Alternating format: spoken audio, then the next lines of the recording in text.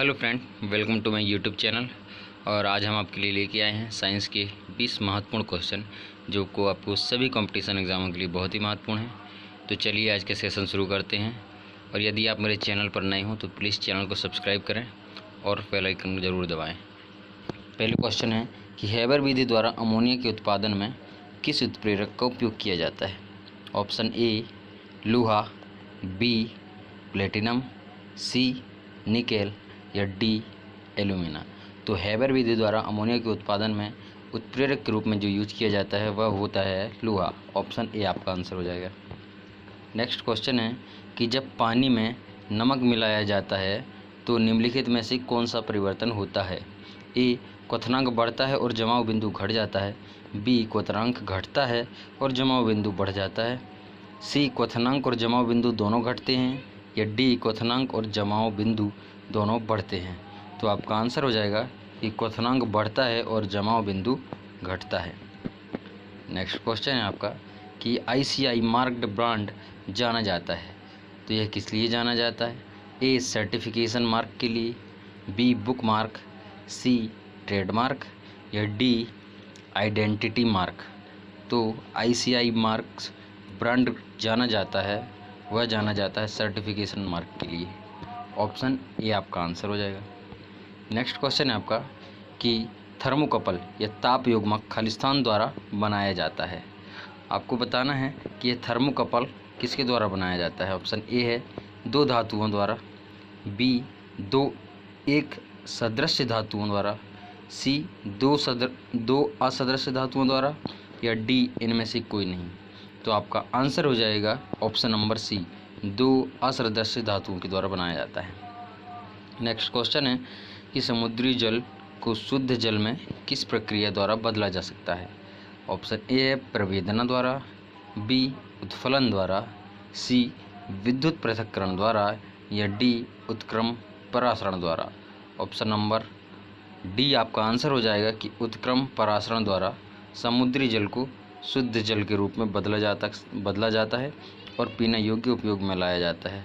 आपको मालूम होना चाहिए कि सऊदी अरब या अरब देश जहाँ पर नदियाँ नहीं हैं या पानी की बहुत कमी है, जहाँ सिर्फ रेगिस्तान और समुद्र ही हैं, तो वहाँ पर समुद्र के पानी का प्रयोग पीने का योग्य बनाने के लिए इसी विधि का प्रयोग किया जाता है, जिससे वहाँ पर शुद्ध जल का उत्पादन होता है। नेक्स्ट क्वेश्चन है कि हाइड्रोजन को वायु में जलाने पर प्राप्त होता है, क्या प्राप्त होता है। ऑप्शन ए है जल, बी हाइड्रोजन क्लोराइड, सी एल्कोहल या डी ईथर। तो हाइड्रोजन को वायु में जलाने पर प्राप्त होता है तो वह होता है जल। ये आंसर हो जाएगा आपका। नेक्स्ट क्वेश्चन है कि वह विज्ञान जिसका संबंध जीवधारियों के अध्ययन से होता है क्या कहलाता है। देखिए, जीवों से संबंधित अध्ययन तो आप जैसे कि नाम से ही जानते हैं कि जीवधारियों से संबंधित अध्ययन जीव विज्ञान, जिसमें जीवों का अध्ययन किया जाता है। ऑप्शन डी आपका आंसर हो जाएगा। नेक्स्ट क्वेश्चन है कि संसार का सबसे बड़ा परितंत्र है। सबसे बड़ा परितंत्र कौन सा है संसार का सबसे बड़ा। ए घास स्थल, बी बड़ी झीलें, सी सागर और डी वन।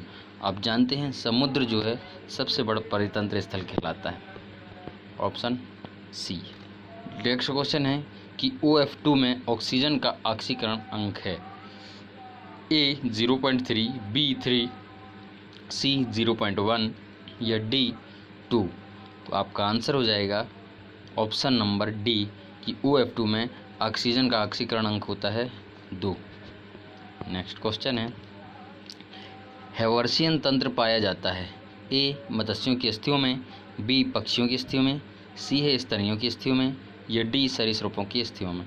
तो हेवर्सियन तंत्र यह पाया जाता है, यह स्तनियों की अस्थियों में पाया जाता है। ऑप्शन सी आपका आंसर हो जाएगा। नेक्स्ट क्वेश्चन है कि हाइड्रोफाइट कहते हैं। तो हाइड्रोफाइट किन्हें कहते हैं। एक समुद्री जानवर को, बी एक जलीय पौधे को, सी एक पौधी रोग को या डी एक जड़ रहित पौधे को। तो आप जानते हैं कि हाइड्रोफाइटा जो पौधे जल में उगते हैं उन्हें हाइड्रोफाइटा कहते हैं, इसलिए ऑप्शन बी आपका आंसर होगा। नेक्स्ट क्वेश्चन है आपका कि शुद्ध पदार्थ में कोई अन्य पदार्थ मिला देने पर उसके गलनांक पर क्या प्रभाव पड़ता है। ए बढ़ जाता है, बी घट जाता है, सी अपरिवर्तित रहता है, ये डी पहले बढ़ता है फिर घटता है। तो शुद्ध पदार्थ में कोई अन्य पदार्थ मिला देने पर उसका गलनांक क्या हो जाता है, उसका गलनांक घट जाता है। ऑप्शन बी आपका आंसर हो जाएगा। नेक्स्ट क्वेश्चन है, चुंबकीय यमयोत्तर और भौगोलिक यमयोत्तर के बीच के कोण को क्या कहते हैं? ए है चुंबकीय नति, बी है चुंबकीय आघूर्ण, सी चुंबकीय दिक्पथ, या डी इनमें से कोई नहीं। तो चुंबकीय यमनोत्तर और भौगोलिक यमनोत्तर के बीच के कोण को हम कहते हैं चुंबकीय दिक्पात। ऑप्शन सी आपका आंसर हो जाएगा। नेक्स्ट क्वेश्चन है कि किसमें भरपूर लोहा तत्व पाया जाता है?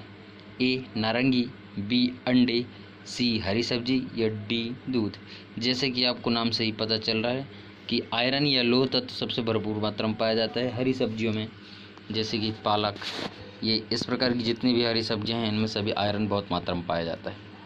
नेक्स्ट क्वेश्चन है कि निम्नलिखित में से वह अंग कौन सा है जो मानव शरीर में ग्लाइकोजन के रूप में कार्बोहाइड्रेट को जमा करता है?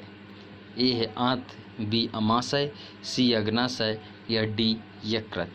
तो आपका आंसर हो जाएगा कि वह अंग जो मानव शरीर में ग्लाइकोजन के रूप में कार्बोहाइड्रेट को जमा करता है वह है यकृत। ऑप्शन नंबर डी आपका आंसर हो जाएगा। नेक्स्ट क्वेश्चन है कि भारहीनता होती है ए गुरुत्वाकर्षण की शून्य स्थिति पर, बी जब गुरुत्वाकर्षण घटता है, सी निर्वात की स्थिति में, या डी इनमें से कोई नहीं। तो भारहीनता किस स्थिति में होती है? भारहीनता होती है जब गुरुत्वाकर्षण की स्थिति शून्य होती है, तब भारहीनता की स्थिति होती है। अब जहाँ पर गुरुत्वाकर्षण बिल्कुल भी नहीं होगा वहाँ पर भारहीनता की स्थिति होगी। तो आपका ये आंसर हो जाएगा। नेक्स्ट क्वेश्चन है कि टेकियान से तात्पर्य क्या है? प्रकाश गति से तीव्र गति वाले कण, बी है भारी नाभिक वाले अणु का भाग, सी है वायु में ध्वनि की गति से तीव्र गति वाले कण, या डी जलक कंपन की मात्रा। तो टेकियान से तात्पर्य है कि प्रकाश गति से तीव्र गति वाले कण को टेकियान कहते हैं। ऑप्शन ए आपका आंसर हो जाएगा। नेक्स्ट क्वेश्चन है कि प्राकृतिक वर्णवाद से विशेष संबंध कौन सा है? ए चार्ल्स डार्विन का, बी रॉबर्ट हुक का, सी है ह्यूगो ड्यूब्रिज का, ड्यूब्रिज लिखा ह्यूगो ड्यूब्रिज है, ऑप्शन डी है लेमार्क का। तो आप जानते हैं प्राकृतिक वर्णवाद किसने दिया? प्राकृतिक वर्णवाद दिया है चार्ल्स डार्विन ने प्राकृतिक वर्णवाद दिया है। ऑप्शन ए आपका आंसर हो जाएगा। नेक्स्ट क्वेश्चन है कि और सेकंड लास्ट क्वेश्चन आज का कि रेडियो सक्रियता की इकाई क्या है? ऑप्शन ए क्यूरी, बी बेक्वेरल, सी है रदरफोर्ड, या डी इनमें से सभी।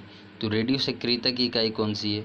देखिए रेडियो सक्रियता को मापने के लिए इन सभी प्रकार की इकाई का यूनिट का यूज किया जाता है। तो ऑप्शन डी आपका आंसर हो जाएगा।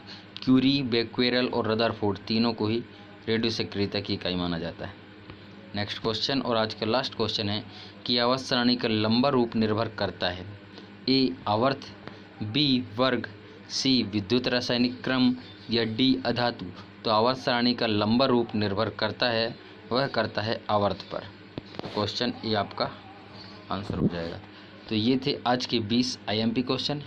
यदि वीडियो पसंद आया हो तो लाइक शेयर ज़रूर करें और चैनल को सब्सक्राइब करना ना भूलें।